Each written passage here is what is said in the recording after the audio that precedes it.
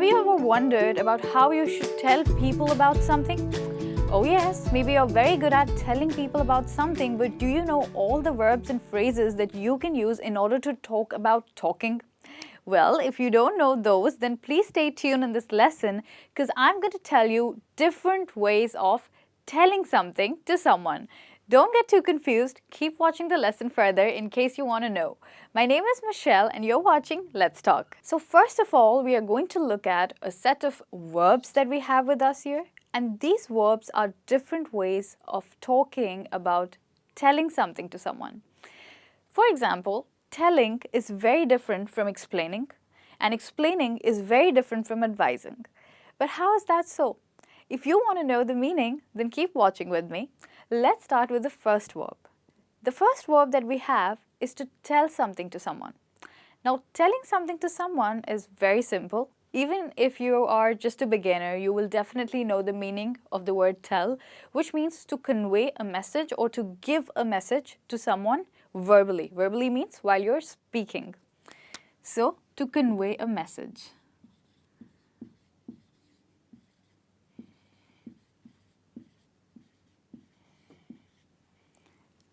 Alright, so now I'm going to tell you two examples of how you should use the verb tell in a sentence.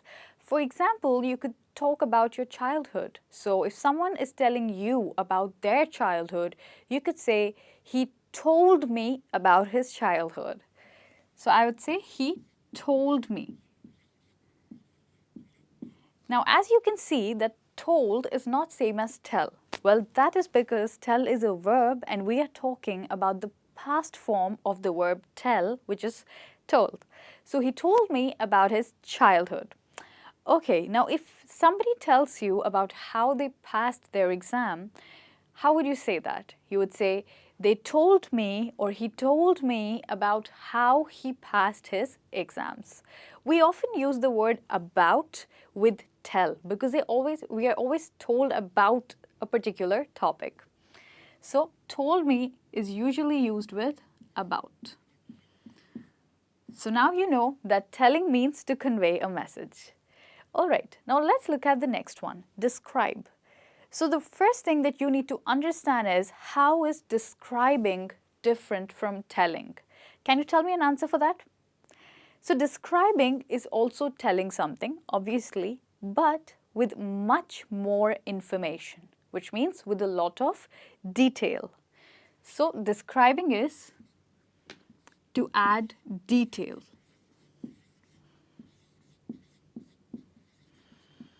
So when you're telling someone about something and you want to add a lot of detail to it, that is called describing. Do you want to know how you could use this in a sentence? So you could say that he described to me how hard it was for him to leave his family. All right. So here, maybe the person is telling you a lot of things like he felt homesick when he left his family, he was in a financial rut when he left his family, or he was going through a very hard time, right? So he's describing more than one thing. That's why we use the word describe and not tell. So he described how hard it was for him to leave his family. Okay, you could also say that, could you describe me what you saw? So if you're asking someone to describe a scene, then you could ask them, could you describe what you saw? Which means, could you explain to me in detail, like with a lot of information, what you saw? Another example could be, the doctors described the situation as very critical, which means they gave full details about the situation and they told how critical it was. Okay, now we look at the next verb, and this verb is to report.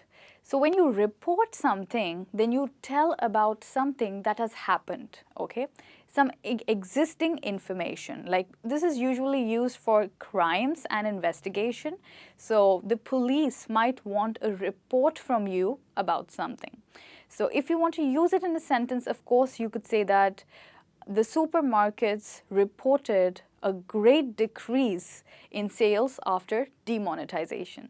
This means that they are giving some facts and some information. So reporting means to give information or facts.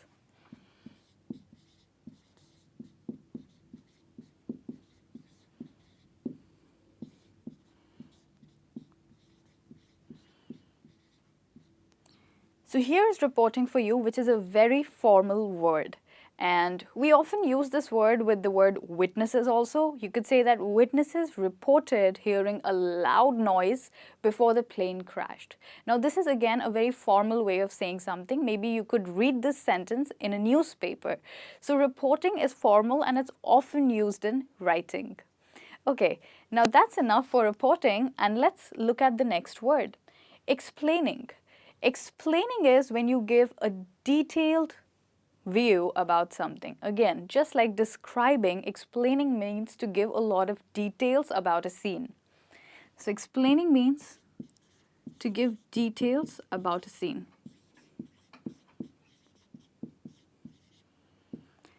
And to use it in a sentence, you could say that she explained to me how she was losing weight so quickly. So maybe she was giving you a whole description about how she lost weight. Maybe she went on a diet.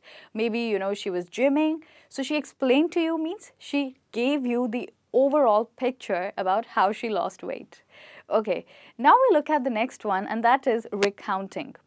So recounting means to recall something, okay? It has the same meaning as recall. In case you don't know, what do we mean by recall? Recall means to remember something from the past, okay? So, for example, we often try to remember things from the past, mostly like conversations, right? So you could say that she tried to recall her conversation with Sam. Or else you could use this new word and you could say that she recounted her conversation with Sam. And other than this, you could also say that they recounted their experience at the vacation, which means that they were telling about their experience at the vacation. They were remembering it from the past. So recounting is recalling, which means remembering from the past.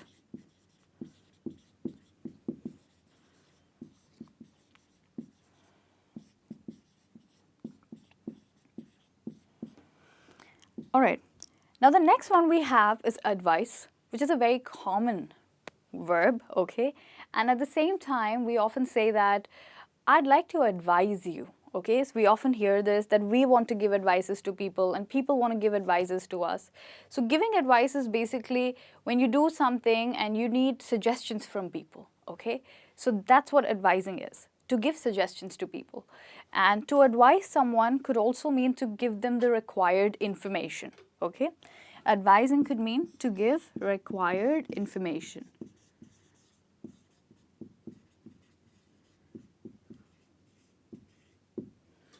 Right, so in a sentence you could say that the doctors advised her to go for a surgery, which means that they gave her the required information that she should go for a surgery. And if you think that your laptop cannot be carried everywhere, then somebody might just tell you to buy a laptop bag. And if that happens, you would say, I was advised to buy a laptop bag because it's so hard to carry my laptop everywhere. Okay, now with this, we'll look at the next verb that we have, and that is to communicate. So communicating is very same as telling or describing or reporting. Now this is also very formal, like reporting. Now the only difference here is that communication can happen verbally, which means through speaking, like I'm speaking to you, I'm communicating to you. But have you ever communicated in the written manner? Like, have you ever written an email? Well, that is written communication. So communication can be two ways. Either it can be spoken or written.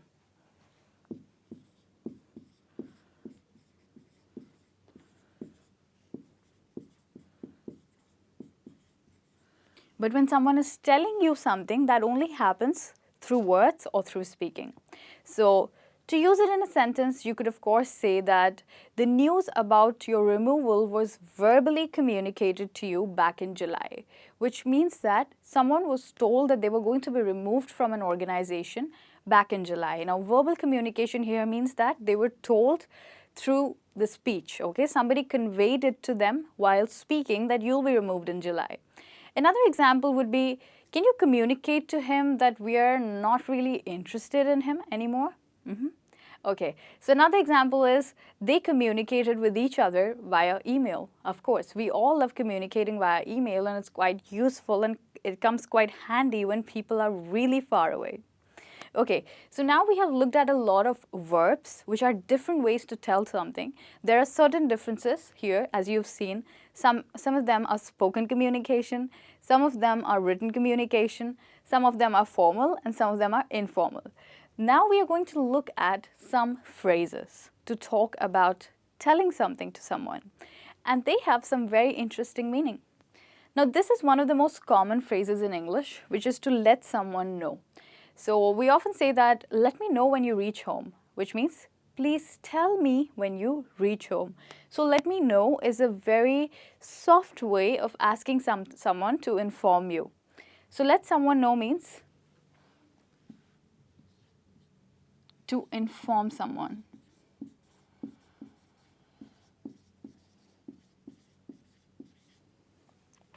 And to use it in a sentence, of course, you could say, let me know when he arrives, or let us know when you reach home, because you're concerned about someone. Now, the next one we have is to pass on. And to pass on means to tell the information that you've received from one person to another person, okay? So many a times people give you a message so that you could give it to someone else. For example, if someone calls you over the phone, okay, and they want to talk to your mother, but she's not home.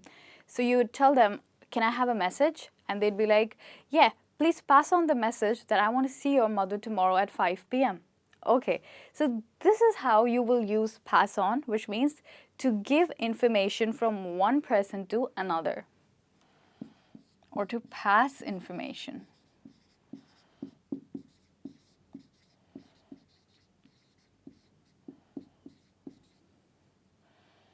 With this, we move to the next one, which is to give an account. So to give an account can, again, like communication, be written or spoken, but giving an account is usually reporting. Reporting as in where you're giving a full detailed account about what happened. This is also something that the police requires from you after accidents, after bad incidences. They want you to give a full report of it. So to give an account is to report incidences.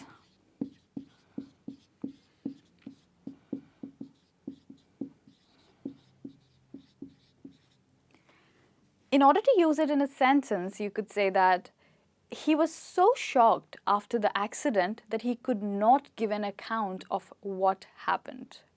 This could be because the person was not in his senses and it was very hard for him to remember everything that happened. And if you want to use it in a more positive way, you could say that she gave an exciting account of her vacation to Spain. Okay? So this is how you use give an account. And the next one we have is to put someone in picture.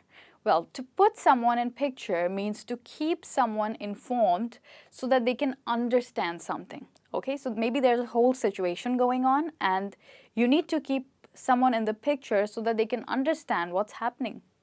So to put someone in picture means to help someone understand something.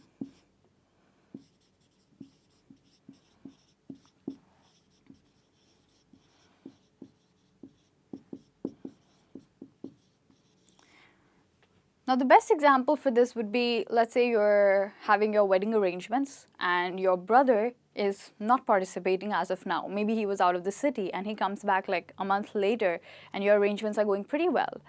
But he doesn't know anything about it. He's like, would you please put me in picture about how you're doing the wedding arrangements? Which means that would you tell me how you're doing the wedding arrangements? And sometimes when you join a new office, you don't know how the people are working there. So there you could say, would you please put me in the picture about how your office runs? Which means to tell me so that I can also be a part of the system. Okay, now the next one is to break the news, break the egg, okay?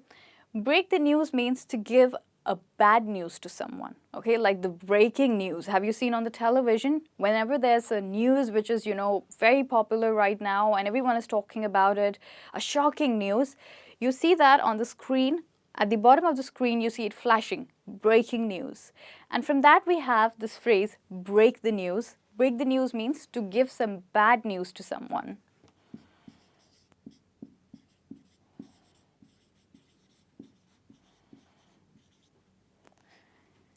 So if you lost your job and you need to tell about that to your husband, you could say, I had to break the news about the loss of my job to my husband, which means you had to tell him about you lost your job, and that's a very, very bad news, okay? And sometimes if you're like leaving the city and your girlfriend doesn't know yet, so your friend might ask you, when are you planning to break it to your girlfriend that you were leaving the city? Okay, now with this, we're going to close the lesson, and in the end, I'm just going to give you one extra phrase, which is to keep someone in the loop. Now, to keep someone in the loop means to keep someone informed. You can often use this in your office if you want that all the information should be given to you. You should tell people, please keep me in the loop about what's happening, about the new developments. All right, great. So thank you so much for having me with you, and I hope that today you have learned different ways of telling people about something. And use all these verbs and use all these phrases to find out what's going on. So thank you, and bye-bye. See you soon.